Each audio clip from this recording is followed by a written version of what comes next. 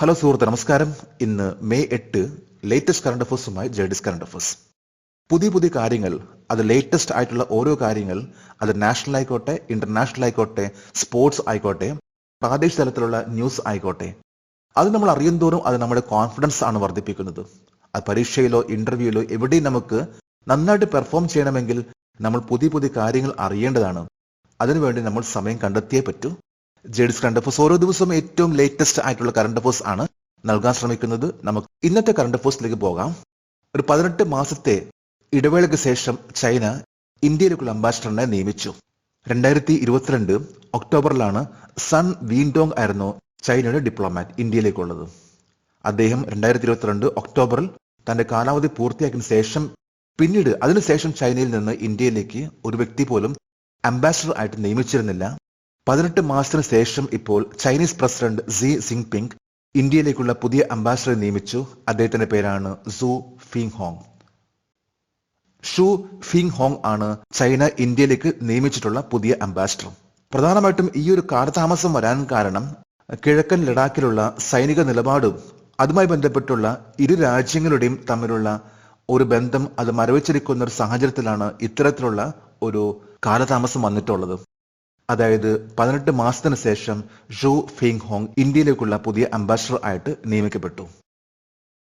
കേരളത്തിൽ റിപ്പോർട്ട് ചെയ്ത west Nile പനി പരത്തുന്ന ഏത് ഇനം കൊതുകാണ്? ക്യൂലക്സ് ഇനം കൊതുകുകൾ.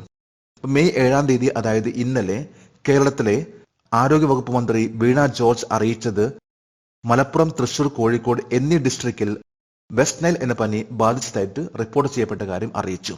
വെസ്റ്റ് നൈൽ ഫീവർ എന്നറിയപ്പെടുന്ന ഈ ഒരു പനി ഇത് പരത്തുന്ന കൊതുകാണ് ക്യൂലക്സ് എന്ന കൊതുക്. ഇതാദ്യമായിട്ട് റിപ്പോർട്ട് ചെയ്യപ്പെട്ടത് കേരളത്തിൽ 2011 2019 ഒരു 6 വയസ്സുള്ള കുട്ടി ഈ ഒരു രോഗം മൂലം മരണപ്പെട്ടു. അതായിരുന്നു ആദ്യത്തെ ഒരു ഡെത്ത് റിപ്പോർട്ട് മലപ്പുറത്ത് നിന്ന് റിപ്പോർട്ട് ചെയ്യപ്പെട്ടിട്ടുള്ളത്.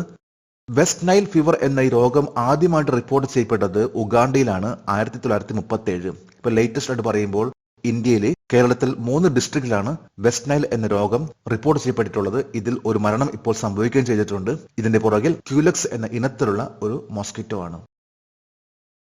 2024 മെയ് 3 IAF സ്വീകരിച്ച C-295 ട്രാൻസ്പോർട്ട് എയർക്രാഫ്റ്റിന്റെ നിർമ്മാതാവ് ഏത് രാജ്യമാണ്? Spain. Indian air force 56 C-295 transport വിമാനങ്ങളാണ് ഓർഡർ നൽകിയിട്ടുള്ളത്. ഇന്ത്യൻ എയർഫോഴ്സിന്റെ ഒരു ട്രാൻസ്പോർട്ട് വിമാനമായിട്ടുള്ള, അതായത് ചരക്കുകളും ആളുകളെയും കൊണ്ടുപോകുന്ന രീതിയിലുള്ള ട്രാൻസ്പോർട്ട് വിമാനമാണ് ആവ്രോ 748. ആവ്രോ 748 എന്ന ഈ ട്രാൻസ്പോർട്ട് വിമാനത്തിന് പകരമായിട്ടാണ് C-295 എന്ന വിമാനം വന്നിട്ടുള്ളത്. ഇത് നിർമ്മിക്കുന്നത് സ്പെയിനിലാണ്. സ്പെയിനിലെ സെവല്ലിയിൽ എയർബസ് ആണ് നിർമ്മിക്കുന്നത്. ഇതിൽ 56 വിമാനങ്ങളാണ് ഇന്ത്യക്ക് നൽകാൻ പോകുന്നത്. ഇതിൽ 16 വിമാനങ്ങൾ സ്പെയിനിൽ നിർമ്മിക്കുകയും ബാക്കി വരുന്ന 40 വിമാനങ്ങൾ ഇന്ത്യയിലായിരിക്കുള്ളൂ. ഇതിന്റെ കരാർ ഒപ്പുവെച്ചിട്ടുള്ളത് ഇന്ത്യയിൽ ടാറ്റ അഡ്വാൻസ്ഡ് സിസ്റ്റം ലിമിറ്റഡ്, അതായത് TASL. TASLന്റെ ഗുജറാത്തിലുള്ള വഡോദരയിലുള്ള ഫൈനൽ അസംബ്ലി ലൈനിൽ വെച്ചായിരിക്കുള്ളൂ 40 വിമാനങ്ങളുടെ മാനുഫാക്ചറിംഗ് അസംബ്ലി എല്ലാം നടക്കാൻ പോകുന്നത്. അതായത് 16 വിമാനങ്ങൾ സ്പെയിനിലും ബാക്കി വരുന്ന 40 വിമാനങ്ങൾ ഇന്ത്യയിലുമാണ്. ഈ ഒരു കരാർ ഒപ്പുവെച്ചിട്ടുള്ളത് 2021 സെപ്റ്റംബറിലാണ്. അന്ന് 21,935 കോടി രൂപയ്ക്കാണ് ഈ ഒരു കരാർ ഒപ്പുവെച്ചിട്ടുള്ളത് ഇന്ത്യയും സ്പെയിൻ, അതായത് എയർബസുമായിട്ട്. ഇന്ത്യയുടെ നിയന്ത്രണത്തിലുള്ള പ്രദേശങ്ങൾക്കൊപ്പം രാജ്യത്തിന്റെ ഭൂപടം ചിത്രീകരിക്കുന്ന 100 രൂപ കറൻസി നോട്ട് പുറത്തിറക്കാൻ തീരുമാനിച്ച രാജ്യം ഏതാണ്? നേപ്പാൾ.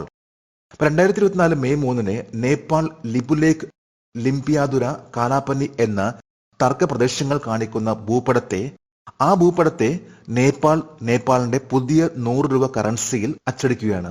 ഈ കാര്യം പ്രഖ്യാപിച്ചിട്ടുള്ളത് നേപ്പാളിലെ പ്രൈം മിനിസ്റ്റർ പുഷ്പകമൽ ദഹൽ പ്രചണ്ഡയുടെ അധ്യക്ഷതയിൽ ചേർന്നിട്ടുള്ള ഒരു മീറ്റിംഗിൽ വെച്ചാണ്.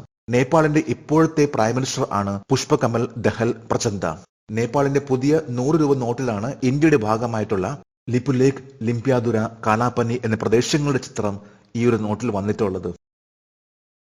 പേടിഎം മണിയുടെ പുതിയ ചീഫ് എക്സിക്യൂട്ടീവ് ഓഫീസർ ആയി ആരാണ് നിയമിതനായത്? Rakesh Singh.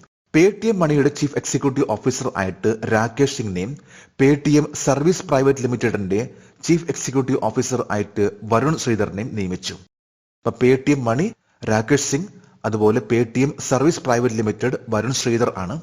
പേടിഎമ്മിന്റെ chief executive officer ആയിരുന്ന ഭവേഷ് ഗുപ്ത അദ്ദേഹം രാജിവെക്കുകയാണ്. ഈ വരുന്ന 31 മെയ് വരെ അദ്ദേഹമായിരിക്കുള്ളൂ പേടിഎം മണിയുടെ ചീഫ് എക്സിക്യൂട്ടീവ് ഓഫീസർ.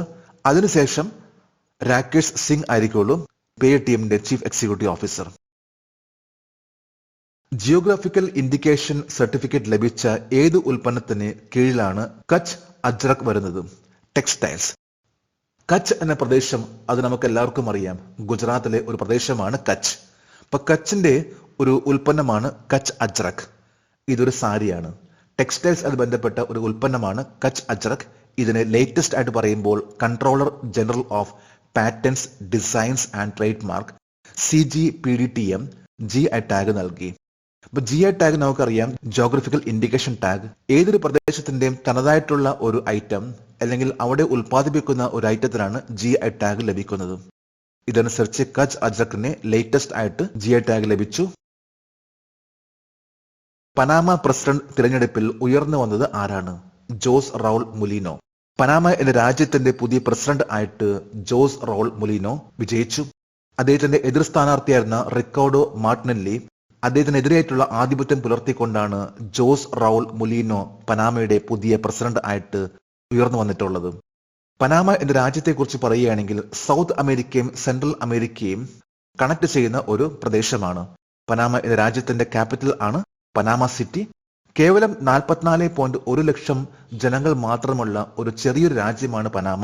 വളരെ സാമ്പത്തികമായിട്ട് ഉയർന്നിരിക്കുന്ന ഒരു രാജ്യം. അതുപോലെ തന്നെ ഏറ്റവും കൂടുതൽ സംസാരിക്കുന്ന ഭാഷ ഇംഗ്ലീഷ് ആണെങ്കിലും അവിടുത്തെ ഒഫീഷ്യൽ ലാംഗ്വേജ് സ്പാനിഷ് ആണ്.